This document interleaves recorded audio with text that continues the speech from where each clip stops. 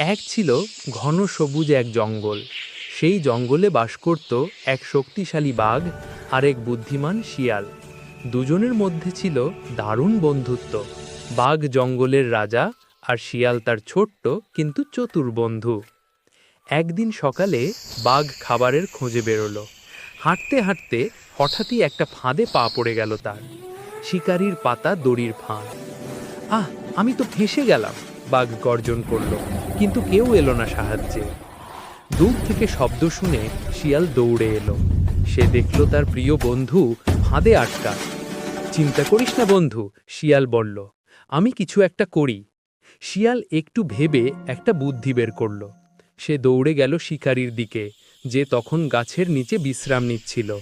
ওহে শিকারি মশাই, শিয়াল চিৎকার করে বলল, তোমার ফাঁদে একটা বড় মরা হরিণ পড়ে আছে, দ্রুত চলো, না হলে অন্য প্রাণীরা খেয়ে ফেলবে। লোভে পড়ে শিকারি তাড়াহুড়ো করে দৌড়ে গেল অন্যদিকে। সুযোগ বুঝে শিয়াল ফিরে এলো বাঘের কাছে। নিজের দাঁত দিয়ে দড়ি কামড়ে কাটতে লাগল। কিছুক্ষণ পর ছিঁড়ে গেল ফাঁদ। বাঘ মুক্ত হয়ে হাঁপ ছাড়ল, তার চোখে আনন্দের জল।